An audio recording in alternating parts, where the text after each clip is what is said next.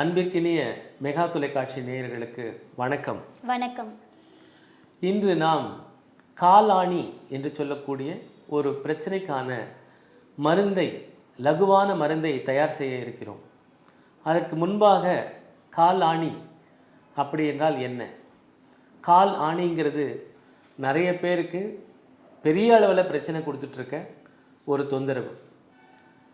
இந்த காலாணி எதனால் வருது, எப்படி குணப்படுத்தணும் அப்படிங்கிறது பார்த்தோம்னா, உடலோட அதிகப்படியான அழுத்தத்தினால, பித்தத்தோட ஆதிக்கத்தினால, உடலோட அதிகப்படியான பருமனால் அப்படின்ட்டு இதோட காரணங்கள் பலவிதமான காரணங்கள் இருக்குது. ஃபங்கல் இன்ஃபெக்ஷன் அப்படிங்கிறது ஒரு காரணம். இப்போ நம்ம எங்கேயாவது போகும்போது ஒரு மழை தண்ணியோ இல்லை சாக்கடை நீர் கலந்த ஒரு இடத்துலையோ நமக்கே தெரியாமல் ஒரு தொற்று காலை வந்துடுதுன்னு வச்சுக்கோங்களேன். செருப்பு போட்டு போகும்போது அந்த மாதிரி தொற்றுக்குது. அது நம்ம வீட்டுக்கு சரியான முறையில் கழுவி சுத்தம் பண்ணிக்கலன்னா அது ஒரு ஃபங்கல் இன்ஃபெக்ஷனாக மாதிரி நமக்கு அது ஒரு காலாணியாக மாறிடுறது. கான்ஃபுட் அப்படின்னு சொல்லுவாங்க ஆங்கிலத்தில். அது தவிர பார்த்திங்கன்னா, சரி நான் அப்படிலாம் போனதே கிடையாது, எனக்கு அந்த மாதிரி ஃபங்கல் இன்ஃபெக்ஷன்லாம் வந்ததே கிடையாது, நான் நிறைய காலெல்லாம் சுத்தம் பண்ணுவேன் அப்படின்றவங்களுக்கு பார்த்திங்கன்னா உடல் பருமனால் வரலாம். அதே மாதிரி நிறைய நேரம் இந்த ஷூ சாக்ஸ் போட்டுட்டு இருக்கவங்களுக்கு கூட வரத்துக்கான வாய்ப்புகள் உண்டு. எப்படி அப்படின்னா, நம்முடைய உள்ளங்கால் இருக்குது இல்லைங்களா, உள்ளங்கால் உள்ளங்கை இவை நான்குமே நிறைய வேர்வை துவாரங்கள் அதிகப்படியாக இருக்கிற ஒரு உறுப்பு. நம்ம வெயில் காலத்தில் கூட பார்த்தோம்னா நிறைய பேருக்கு கையில் நிறைய வேர்க்கும். எப்போ பாரு பிசு பிசுன்னு இருக்குது கை அப்படின்னு சொல்லுவாங்க. காலும் நிறைய வேர்க்கும். அவங்க வெளியில் போயிட்டு வரும்போது செருப்பு விட்டுட்டு வரும்போதே பார்த்திங்கன்னா செருப்புகள்லாம் நீர் பட்ட மாதிரி ஈரமாக இருக்கும். அவ்வளோ நீர் வரும். இது நம்ம கண்கூடாக பார்த்துருக்கோம். அப்போது சாக்ஸ் போட்டுட்ருக்கும் போதும் நமக்கு அந்த மாதிரி கால்கள்லேருந்து துவாரங்கள் வழியாக நீர் வெளியேறத்தானே செய்யும். அப்போது வெளியேற வேண்டிய அந்த நீர் கழிவாகப்பட்டது வெளியேறாமல், அந்த இடத்தில் காற்றுப்படாமல் அந்த சாக்ஸில் அந்த தண்ணி ஊறி மறுபடியும் அந்த சாக்ஸின் வழியாகவே அந்த வெளியேறின கழிவுகள் பாதத்தை அழுத்துறது மூலயமா நமக்கு ஃபங்கல் இன்ஃபெக்ஷன்ஸ் உருவாகும். நான் என்னோட அலுவலக பணி அந்த மாதிரி இருக்குது, நான் அந்த மாதிரிலாம் இருக்க முடியாதே அப்படிங்கிறவங்க அது சில முறைகள் இருக்குது எப்படி கால்களை மெயின்டைன் பண்ணணுன்னு. அது நம்ம நிகழ்ச்சியோட இறுதியில் நம்ம அதை சொல்கிறோம். இப்போ எப்படியெல்லாம் இந்த ஃபங்கல் இன்ஃபெக்ஷன்னாலேயோ இல்லை மற்ற காரணங்களையோ கால் ஆணி பிரச்சனைகளை எப்படியெல்லாம் சரி பண்ணலாம் அப்படிங்கிறத தொடர்ச்சியாக பார்க்கலாம். டாக்டர் வனிதா அவர்கள் இன்னும் சில விஷயங்கள் சொல்லுவாங்க. நேயர்களே, நம்ம வீட்டில் பிள்ளைங்க சின்னதாக முகத்தில் ஒரு பரு வந்தால் கூட அப்படியே பதறிடுவாங்க. அப்படியே கண்ணாடி பார்த்துட்டே இருக்கிறது, க்ரீமுங்களை மாற்றி மாற்றி போடுறது, ஏதாவது ஒன்று முயற்சி பண்ணி அந்த கரும்புள்ளியோ அல்லது அந்த பருவையோ அகற்றுறதுக்கு என்ன பண்ணலாம் அப்படின்னு யோசிப்பாங்க. ஆனால் அந்தளவுக்கு முக்கியத்துவம் கால்களுக்கு தரதே கிடையாது. நம்மளுடைய கைகள்லையும் சரி கால்கள்லையும் சரி நிறைய வர்ம புள்ளிகள் இருக்குது. இது வெறும் கால் ஆணின்றது ஒரு இடத்துல வர்றது அது மட்டும்தான் சம்மந்தம் அப்படின்னு கிடையாது. உடலுடைய உள் உறுப்புகளுக்கும் அந்த கால் ஆணி எந்த இடத்துல வந்திருக்கோ அதுக்கும் தொடர்பு இருக்குது. கால்கள் பராமரிப்பு ரொம்ப அவசியம். முன்னாடியெல்லாம் பெரியவங்க பார்த்தோம்னா கால் கழுவுறது ஒரு பழக்கமாக வச்சுருப்பாங்க. வீட்டுக்கு வெளியிலேயே ஒரு பக்கெட்லேயோ அண்டா மாதிரி ஒரு பெரிய பாத்திரத்தில் எப்போவுமே தண்ணி இருக்கும். வெளியில் போயிட்டு வரும்போது வீட்டுக்குள்ளே நுழையிறதுக்கு முன்னாடி கால்களை அலம்புவாங்க. இந்த கால் அலம்புறதே பார்த்தோம்னா பாதம் மேலே ஒரு கால் வச்சு இன்னொரு காலில் தேய்க்கிறது. அதே மாதிரி அந்த கெண்டைக்கால் பின்னங்காலை இன்னொரு காலை வச்சு தேய்ச்சி விடுவாங்க. அதில் ஒரு சூட்சமம் இருக்குது. அங்கே ஒரு 2 முக்கியமான வர்ம புள்ளிகள் இருக்குது. தொடர்ச்சியாக நிகழ்ச்சியில் அது என்ன புள்ளி அப்படி அதை இயக்கும் போது நமக்கு என்ன பலன் கிடைக்கும்னு சொல்கிறேன். நேர்களே, இந்த கால் ஆணியை குணப்படுத்துவதற்கான ஒரு களிம்பு தயார் செய்ய போகிறோம். இதற்கு தேவையான பொருட்கள் மருதாணி. இந்த மருதாணி நம்ம கைக்கு அலங்காரம் பண்ணுறதுக்கு வைக்கிறது மட்டும்தான் நமக்கு தெரியும். இந்த மருதாணியில் நிறைய மருத்துவ குணங்கள் இருக்குது. இந்த மருதாணி பொடியாகவே கடைகளில் விற்குது, நாட்டு மருந்து கடைகளில் நீங்கள் வாங்கிக்கலாம். பச்சையான மருதாணியை வாங்கி அரைச்சிக்கிட்டாலும் ஓகே. இது ஒரு கைப்பிடி அளவு போடணும். இதில் தான் இது மேஜர் பார்ட். மருதாணி பொடி தான் மேஜர் பார்ட். இது ஒரு கைப்பிடி அளவு போடணும். இங்கே நம்ம செய்து காட்டுறதுக்காக சிறிதளவு எடுத்துக்கிறோம். மருதாணி பொடி ஒரு 2 ஸ்பூன் போட்டுக்கலாம்.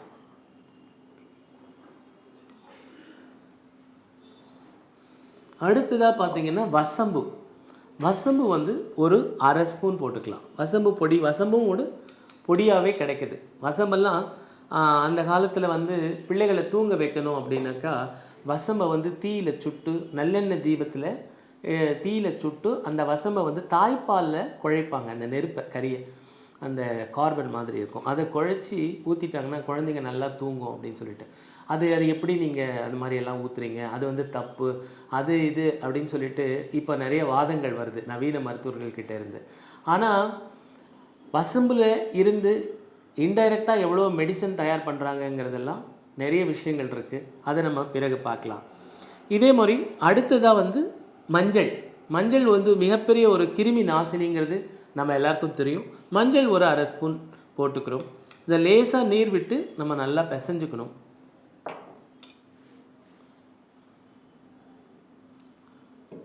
இந்த கலவை களிம்பு தினசரி செய்யணும், புதுசாக செய்து தான் போடணும். இந்த களிம்பு நல்லா கலக்கிட்டு நம்ம என்ன செய்யணும், கால்களை நல்லா சுத்தமாக கழுவிட்டு ஒரு வெந்நீர் போட்டு கழுவிட்டு வீட்டில் வந்து படுக்கிற சமயத்தில் படுக்கையில் தயார் நிலையில் படுத்துக்கிட்டு இந்த களிம்பை அந்த காலில் ஆணி இருக்கிற இடத்துல நம்ம வச்சுக்கணும். அந்த இடத்துல வச்சு அந்த பேஸ்ட் போல் இருக்கும், அதை எடுத்து நம்ம வச்சுட்டு அது கீழே விழுந்துடாமல் இருக்கிறதுக்காக ஒரு வெற்றிலையை அதில் வச்சிடுறோம். வச்சுட்டு அதுக்கு மேலே நம்ம அந்த ஒரு காடா துணியினால் காலை வந்து நம்ம கட்டிடணும். இப்போ இந்த களிம்பு தயாராகிடுச்சு. இந்த களிம்பை வந்து நம்ம ஒரு சிறிதளவு எடுத்துக்கலாம்.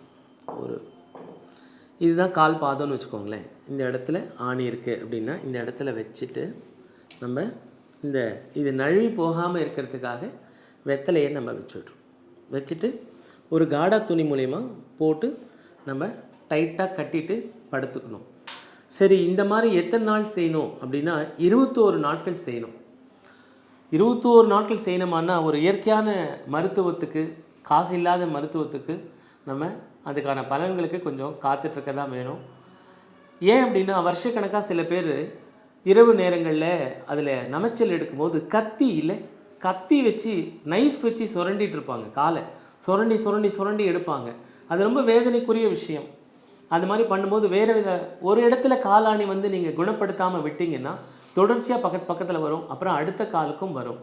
அதனால் இந்த மாதிரி 21 நாள் பண்ணும்போது நமக்கு காலாணி பரிபூர்ணமாக குணமாகும். நேயர்களே, பாத பராமரிப்பு பற்றி நம்ம பேசிகிட்டு இருக்கோம். நம்மளை வாக்கிங் போங்கன்னு சொல்கிறாங்க இல்லைங்களா? ஏன் வாக்கிங் போக சொல்கிறாங்கன்னா, இந்த சார்ட்டை கொஞ்சம் பாருங்கள். நம்ம மொத்த உடலோடைய நரம்பு முடிச்சுகள், நர்வ் எண்டிங்ஸ் எல்லாமே வந்து பாதத்தில் தான் முடியுது. இந்த உறுப்புகள்லேயே வந்து நம்ம ட்ரீட்மெண்ட்டும் செய்வோம். அக்குப்ரெஷரில் பார்த்தீங்கன்னா இவ்வளோ முக்கியமான புள்ளிகள் வந்து இதில் இருக்கிறதுனால தான் நம்மளை வந்து நடைப்பயிற்சி வந்து செய்ய சொல்கிறாங்க. நம்ம நடக்கும் போது ஒரு அழுத்தம் கொடுப்போம், இந்த புள்ளிகள் எல்லாமே வந்து தூண்டப்படும். அப்போ காலில் ஆணியோ அந்த மாதிரி ஏதாவது ஒரு அசௌகரியம் இருந்ததுன்னா அந்த இடத்துல இரத்த ஓட்டம் சரியாக போகாது. இப்போ ஒரு உதாரணத்துக்கு இது வந்து வலது காலில் இந்த இடத்துல உங்களுக்கு ஒரு கால் ஆணி வந்தது அப்படின்னா அது கல்லீரல் தொடர்பான புள்ளி. அப்போ நிச்சயமாக அந்த இடத்துக்கும் உங்கள் கல்லீரலுக்கும் ஏதோ ஒரு தொடர்பு இருக்குது. அந்த இடத்துல ஒரு தொந்தரவு வந்ததுன்னா உங்கள் கல்லீரலில் பாதிப்பு இருக்குதுன்னு மறைமுகமாக இது நமக்கு காட்டுது. அதனால தான் பாத பராமரிப்பு வந்து ரொம்ப அவசியம். அதே மாதிரி கால் கழுவும் போது நமக்கு பெரியவங்க வந்து கழுவுவாங்க. இந்த படத்தை பாருங்கள். பின்னங்காலில் வந்து இன்னொரு காலை வச்சு இப்படி பின்பக்கமாக கழுவி விடுவாங்க. அந்த மாதிரி கால் கழுவும் போது நமக்கு இந்த இடம் காலோடைய ஒரு பக்கம் உள் மூட்டு, இந்த பக்கம் வெளி மூட்டு, இந்த 2 பக்கமும் நம்ம இப்படி வச்சு ஒரு அழுத்தம் கொடுக்கும் போது அந்த இடத்துல உப்பு குற்றி வர்மம் அப்படின்னு சொல்லிட்டு வர்மத்தில் ஒரு முக்கியமான புள்ளி இருக்குது. இந்த மாதிரி நம்ம கால் கழுவும் போது இந்த 2 வர்ம புள்ளிகளை வந்து நம்ம தூண்டி விடுறோம். ஒரு பக்கம் உள்பக்கம் மூட்டு வரும், இன்னொரு பக்கம் வெளிப்பக்கம் மூட்டு வரும். அந்த இடத்துல உப்பு குற்றி வர்மம் அப்படின்னு ஒரு முக்கியமான வர்ம புள்ளி இருக்குது. இந்த மாதிரி நம்ம கால் கழுவும் போது அந்த புள்ளியை தூண்டி விடுறோம். அதனால நமக்கு என்ன பயன் அப்படின்னு கேட்டிங்கன்னா, இந்த கிட்னி ஸ்டோன், சிறுநீரக கல்லுன்னு சொல்லுவோம் இல்லைங்களா, அந்த மாதிரி சிறுநீரக கல் வரவே வராது. வந்தாலும் அந்த இடத்துல தான் நம்ம ட்ரீட்மெண்ட் கொடுப்போம். வர்மத்தில் இவ்வளோ முக்கியமான புள்ளி இருக்குது. அதனால் கால் கழுவும் போது ஏனோ தானோ கால் அலமணும் அப்படின்னு இல்லாமல் இனிமேல் கால்களை கழுவும் போது அந்த இடத்துல கொஞ்சம் கவனத்தை செலுத்தி ஒரு நல்ல அழுத்தத்தை கொடுத்து கால் அலம்ப பாருங்கள். ஆண்களுக்கு வந்து சிறுநீரக கல் இருந்தால் அது சரியாயிடும். பெண்களுக்கு கர்ப்பப்பை தொடர்பான எந்த தொந்தரவுகள் இருந்தாலும் அது சரியாகிறதுக்கு நிறைய வாய்ப்புகள் இருக்குது. நேர்களே, கால் தானே அப்படின்னு ஒரு அஜாக்கிரதையாக இல்லாமல் நம்ம கால் பாதங்கள் இவற்றுக்கு ரொம்ப அதிகப்படியான முக்கியத்துவம் கொடுக்க வேண்டிய சூழ்நிலை இருக்கும். நான் இந்த நிகழ்ச்சியோட ஆரம்பத்தில் சொன்னேன் இல்லைங்களா, கால்களை எப்படி பராமரிக்கலாம் அப்படின்ட்டு.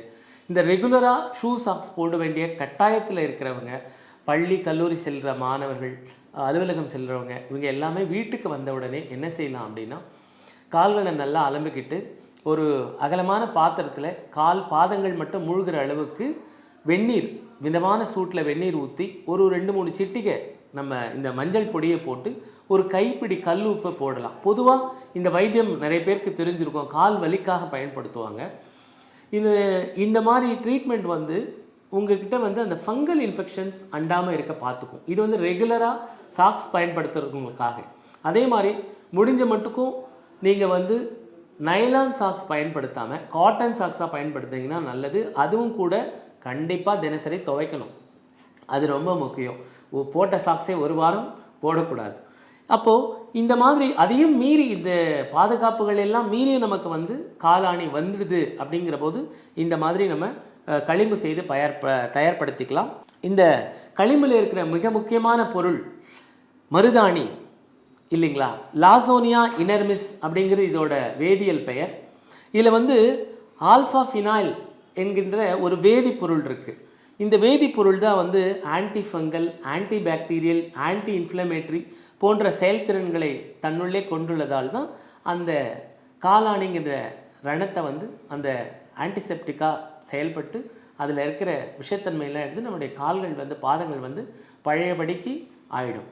அதே மாதிரி பொதுவாகவே உங்களுக்கு கால்கள் ரொம்ப நமன்னு இருக்குது, ரொம்ப பாதத்தில் எரிச்சலாக இருக்குன்னா சாதாரண தேங்காய் எண்ணெயை லேசாக சூடு பண்ணி கூட நம்ம இரவில் தடவிட்டு படுக்கலாம். இதெல்லாம் ஒரு பாதுகாப்பான விஷயங்கள், பாதங்களை முக்கியமாக பாதுகாக்கிற விஷயங்கள். இன்னும் பாதம் பற்றி சொல்லணுன்னாவே இன்னும் ஏராளமான விஷயங்கள் இருக்குது. இந்த நிகழ்ச்சியை தொடர்ந்து பார்த்துட்டு வாங்க. இதே மாதிரி நிறைய தகவல்களோடு உங்களை மீண்டும் மீண்டும் சந்திக்கிறோம். நிகழ்ச்சியோடு இணைந்திருங்கள். நன்றி, வணக்கம். வணக்கம்.